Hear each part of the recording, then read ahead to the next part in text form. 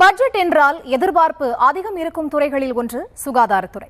தமிழக பட்ஜெட் வரும் 5ஆம் தேதி வெளியாக உள்ள நிலையில் சுகாதாரத்துறையில் உள்ள எதிர்பார்ப்புகள் என்ன என்பதை சமூக சமத்துவத்திற்கான டாக்டர்கள் சங்க பொதுச் செயலாளர் ரவீந்திரநாத் தெரிவித்துள்ளார்.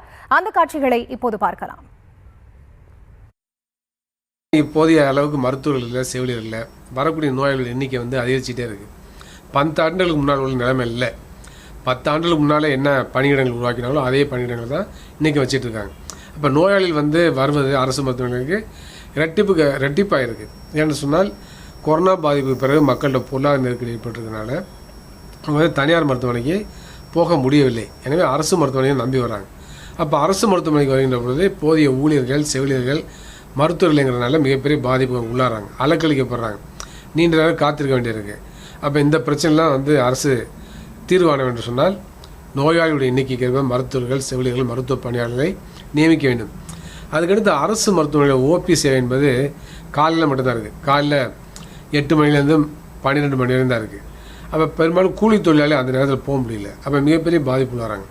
நீண்ட காலமாக அந்த கோரிக்கை நாங்கள் வச்சுட்டே இருக்கிறோம். கிட்டத்தட்ட 10 ஆண்டுகள் மேலே வச்சுட்டு இருக்கிறோம். காலையில் இப்படி 8 to 12 ஓபி டைமோ, அதே போல் மாலை நேரத்துலையும் 4 to 10 இல்லை 4 to 8 குறைந்தபட்சம், ஏன்னா ஒரு 5 to 10 கூட வச்சுக்கலாம். அந்த அளவுக்கு மாலை நேர ஓபி நடத்தணும். மாலை நேர ஓபிலையும் எல்லா டிபார்ட்மெண்ட்டும் செயல்படணும். X ray, ECG, lab, scan centre எல்லாமே அரசு மருத்துவத்தில் சேவை செய்யணும். அப்போ இதெல்லாம் செயல்படுகின்ற பொழுது அது சாதாரண ஏழை எளிய மக்களுக்கு, கூலி தொழிலாளிகளுக்கு பயனுள்ளதாக இருக்கும். ஏன்னா ஒரு நாளைக்கு மருத்துவமனைக்கு வந்தாக்க அவங்க ஒரு நாள் சம்பளம் போயிடுது. கூலி தொழில் செய்கிறவங்களுக்கு ஒரு நாள் கூலி போயிடுது. 500 600 கூலி பெறுவதை அவங்க இழக்கிறாங்க. அப்போ அரசு மருத்துவமனைக்கு வர சூழல் இல்லை. அப்போ தனியார்கிட்ட போய் செலவு பண்ணுறாங்க, இல்லை மெடிக்கல் ஸ்டோரில் போய் மாத்திரை வாங்கி சாப்பிட்றாங்க. அப்போ பல பேர் பாதிக்கப்பட்டு இறக்கக்கூடிய சூழல்லாம் இருக்குது. அப்போ இதை தவிர்க்க வேண்டும் சொன்னால் உண்மையிலேயே சாதாரண மக்களுக்கு, பாட்டாளிகளுக்கு பயன்படும் சொன்னால் காலை நேர ஓபியை போலவே மாலை நேரத்தில் ஓபி ஏற்பட்டால் அவங்களுக்கு வருவாய் இழப்பு ஏற்படாமல் அரசு மருத்துவமனை சேவைகளை பெற முடியும். அதுக்கு தனியாக மருத்துவர்கள், செவிலியர்கள், மருத்துவ பணியாளர்கள் போடணும். அவ்வாறு போட்டால் ஏராளமான புதிய மருத்துவர்கள், செவிலியர்கள், மருத்துவ பணியாளர்கள் வேலைவாய்ப்பு கொடுக்கலாம். தமிழ்நாட்டில் ஏராளமான மருத்துவர்கள் வேலை இல்லாமல் இருக்காங்க. 1100 டாக்டர் போஸ்ட்டுக்கு 25,000 பேர் தேர்வு எழுதுகிறாங்க. அப்போ எந்த அளவுக்கு கடுமையான போட்டி இருக்குன்னு பாருங்கள். அதேபோல் செவிலியர்கள் பணிக்கும் கடுமையான போட்டி இருக்குது. மருத்துவத்துறை பணியாளர்கள் நீண்ட காலமாக ஏராளமான படித்துவிட்டு வேலை இல்லாமல் இருக்காங்க. அப்போ இவர்களுக்கெல்லாம் அரசு வேலைவாய்ப்பு கொடுக்குற மாதிரி இருக்கும். அப்போ அவங்களுக்கும் சமூக பொருளாதார பாதுகாப்பு வழங்க முடியும். எனவே அரசு மாலை நேரங்களில் ஓபி நடத்துறதுக்கான முயற்சியில் பண்ணணும்.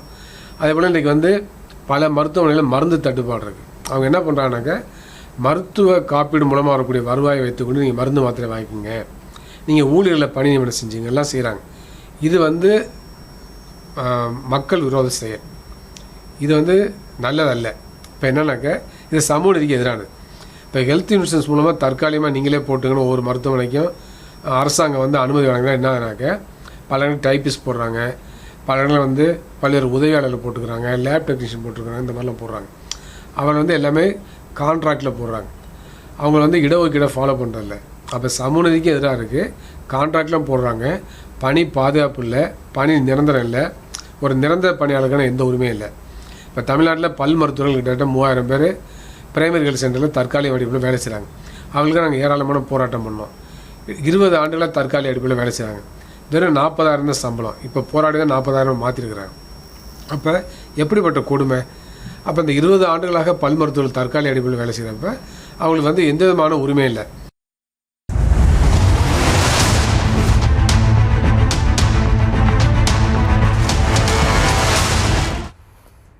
சுகாதாரத்துறையில் மருத்துவர்களின் எதிர்பார்ப்பு என்ன, செவிலியர்களின் எதிர்பார்ப்பு என்ன என விளக்குகிறார் நமது செய்தியாளர் ரேவதி. அவரிடம் பேசலாம். வணக்கம் ரேவதி. தொடர்ந்து பட்ஜெட் தொடர்பான விவரங்களை ஒரு நாள் நம்ம பார்த்துட்டு வரோம். சுகாதாரத்துறையை பொறுத்த வரைக்கும் அவர்களுக்கு என்ன மாதிரியான எதிர்பார்ப்புகள் இருக்கு? மருத்துவர்கள், செவிலியர்களினுடைய கோரிக்கை என்னவா இருக்கு? கடந்த ஆட்சியில சுகாதாரத்துறைக்குன்னு ஒதுக்கப்பட்ட அமௌண்ட் எவ்வளோ, இப்ப எவ்வளோ எதிர்பார்க்குறாங்க? விவரங்கள்.